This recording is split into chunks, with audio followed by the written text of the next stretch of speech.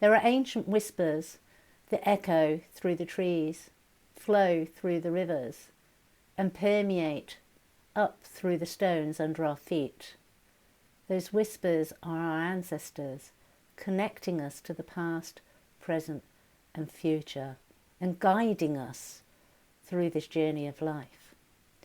That's what this video is about. So without further ado, let's get into it.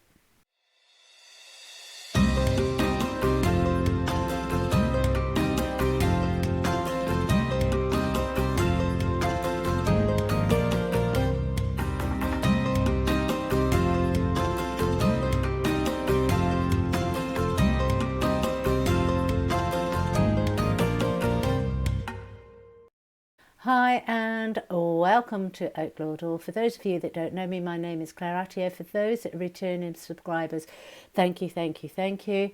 And yeah, those ancestral energies, are we tapping into them? Because there is a big call right now to reacquaint ourselves with this. And this has been unfolding for years. As some of you know, I moved back from Spain in 2022.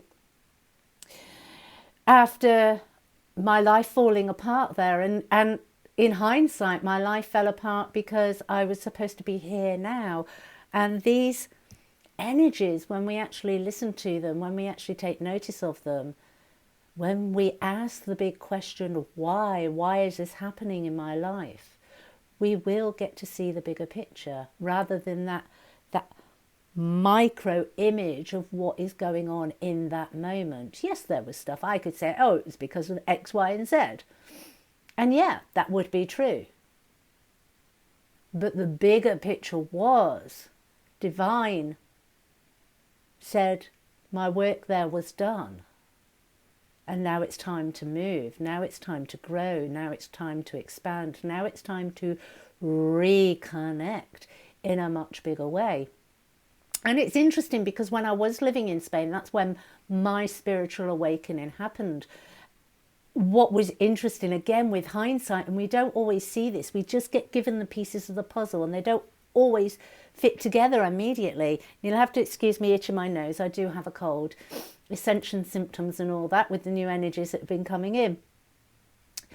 But what was interesting is, even though I kind of got into spirituality through personal development, through being on my knees and calling out for assistance, the depth of that spirituality didn't occur until I went to the north of Spain, and there was massive energies. I could feel the land, I could hear the land, I felt one with the land.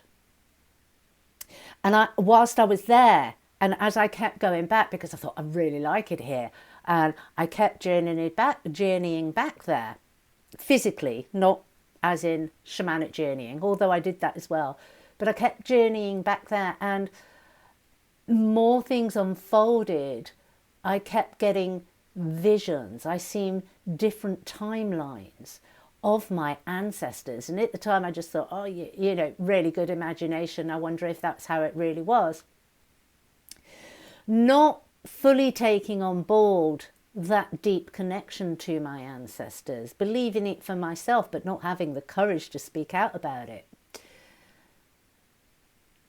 It was an interesting time. And then it was when I came back to England that I actually started to realize that my connection to that land in Spain was because it is Celtic land. Now, I know I have viewers from all over the world, so your connection to your land may take you back, and that connection to the Aborigines, or it may take you back to the Native Americans, or it may take you back to any of the other original nations. When I say original nations, even that I mean tongue in cheek. Love Mercury retrograde, because if we go back even further, we can take it back to Atlantean time and before the Great Flood. And so those teachings, those learnings, those ways of being, that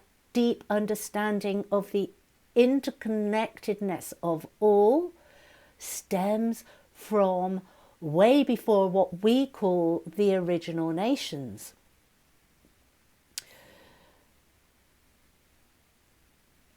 It took me a time for those pieces of the puzzle to come in, and if you have followed me right from the very beginning, you would know that my journey kind of took me into shamanism, not from a Celtic perspective but from a Native American perspective. And if I'm honest, the very first guide that showed themselves to me was a Native American, and that was before I even kind of went on my spiritual journey. It's always been with me, it's always been there. I've always been able to see, I've had that visionary aspect to me, even as a child. And I've told that story before where a neighbour was very, very poorly and an ambulance needed, and I woke up and her dog was with me, but her dog wasn't with me, but the spirit of the dog was with me, telling me the story. And I can remember waking my parents up and telling them the story, and then obviously they just kind of cuddled me down and put me back to bed, and that was that. But then in the next morning they found out that everything that I'd said the night before had actually occurred. And so that ability to see has always been there. And if you identify, if you're on a spiritual journey, there will be times in your life when you weren't fully open, but there was a knowing there. There were things that occurred in your life that didn't really make sense, but they made sense to you. And it's about honouring that. It's about calling that back into yourself and really putting all those pieces of yourself from all those different aspects back in. And as I said, the Native American first showed, and he was huge, absolutely huge. And he appeared in my doorway one night, in my bedroom doorway, and just stood, and he completely filled the doorway. And I'm going to be honest, at the time, because it was so unexpected and because I wasn't on a spiritual journey, so I believed, I was terrified. I was absolutely terrified. And kind of shoo, shoo, shoo, shoo, shoo. As it is, I've since worked with him. When I first started and started to intentionally open up myself, I was working with him very, very heavily. And then obviously I then kind of came back to the UK and things shifted. And I started getting into that deep-rooted Celtic understanding. And then for a while that went away.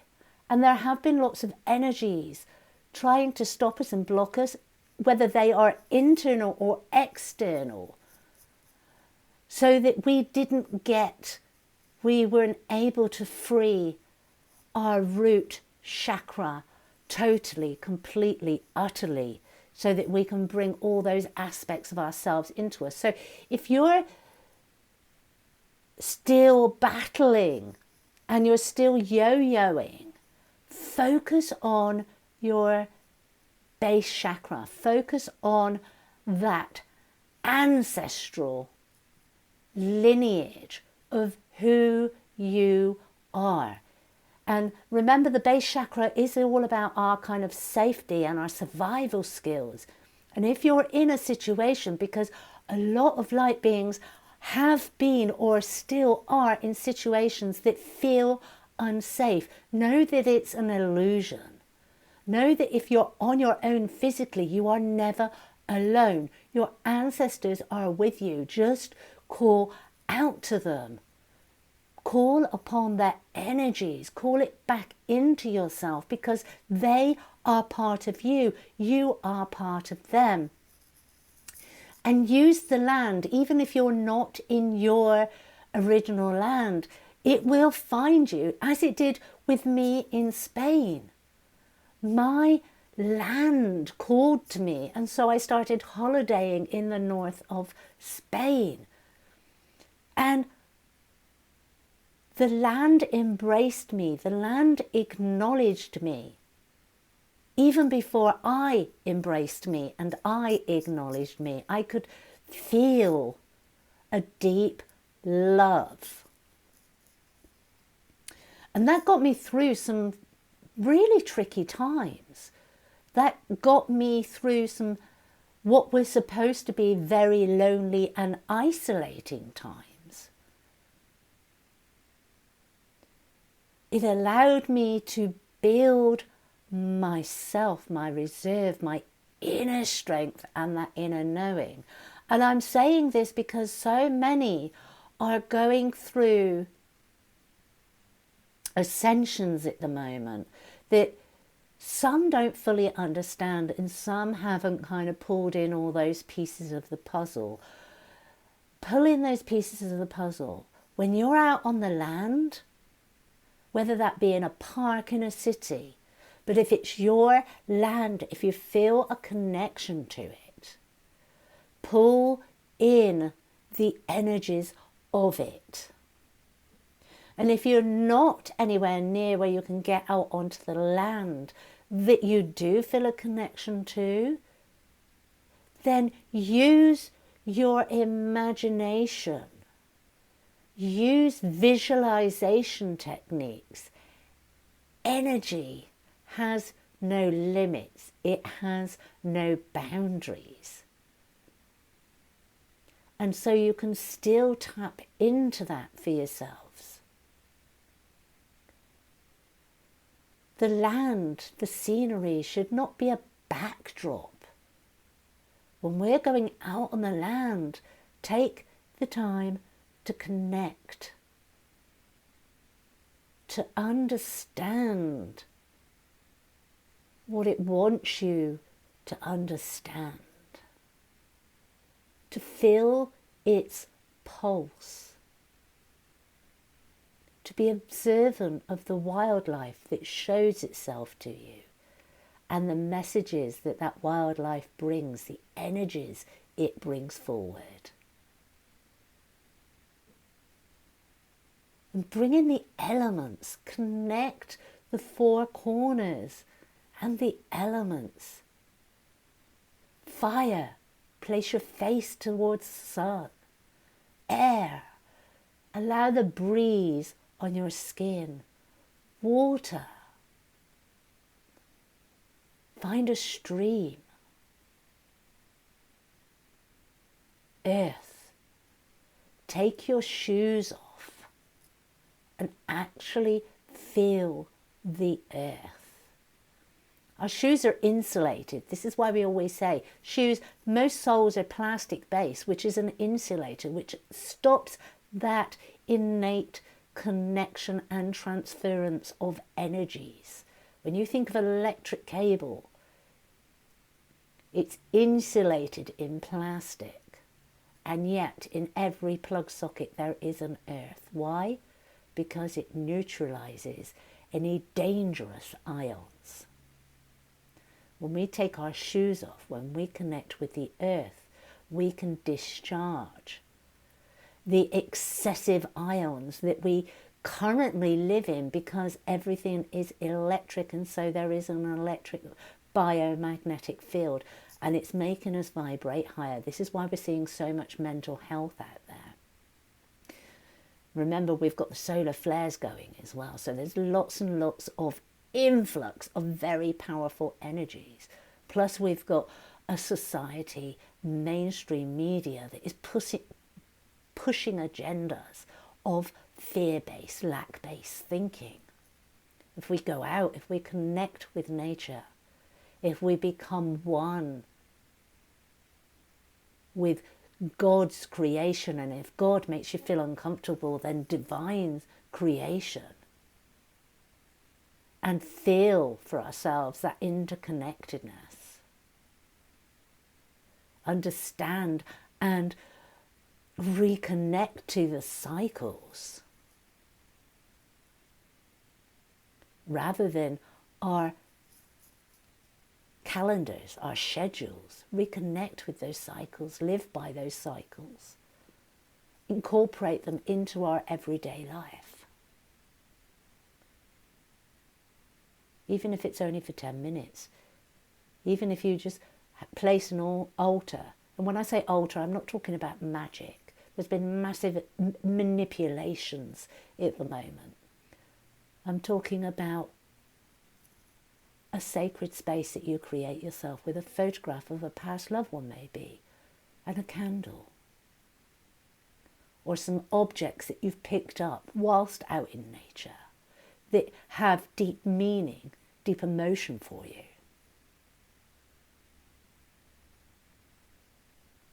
Meditate, lean up against a tree, close your eyes, see how it communicates with you or how you feel. We all have different gifts. We may see things, we may hear things, we may feel things. We may cognitively understand things. Believe that what you're being given is right for you. Does it resonate with me? Does it feel right? Do I feel heavy or light with that information? If it's light, then it's right. It's right for you.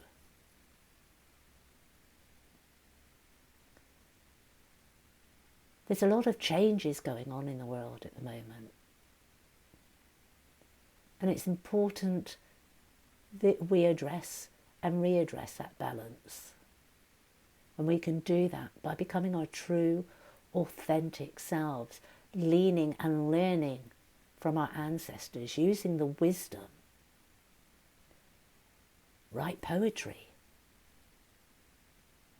Journal. I know not the first time I went to Scotland, but the first time I intentionally went as a spiritual being, I connected with a stone, and it was interesting. It was part of a stone circle, and I was deeply disappointed when I first arrived there because I couldn't feel anything. But they weren't showing themselves. Those energies weren't showing themselves until they'd felt into me, until they knew who I was as a soul being, as a spiritual essence. And then one rainy day, one showed itself to me. And we still have a very humorous relationship now, a typical Scot humour, especially. and whilst I was there that very first time, she gave me poetry. She gave me back poetry. And it was something that I hadn't done, because poetry had been in my life as a child in the form of little rhymes, and then it had been part of my life in my early 20s as pouring out my sorrows. And then I found myself in my mid-40s being given it back again, being gifted it again, but being gifted it in a way of deep reverence and introspection, and that was beautiful. And so your path may not be that of Celtic, but home in on what is your origin and allow it to start to permeate through you. Listen to the wisdoms, connect with your ancestors. And don't be perturbed if, to begin with, when you start doing this, you have a whole mix-up of different spiritual guides or visions of people coming forward saying, I'm your ancestor, I'm your ancestor, I'm your ancestor. And you're kind of thinking, well, you're Aboriginal and you're Native American and you're Celtic and you're I don't know what. It's honour it, because as souls we have had many, many, many, many lifetimes as well, so that we can grow and evolve and experience different aspects from different cultures. That's what helps us grow and ascend. And so those ancestors will come back through in that way. But given time, you will begin to understand your core.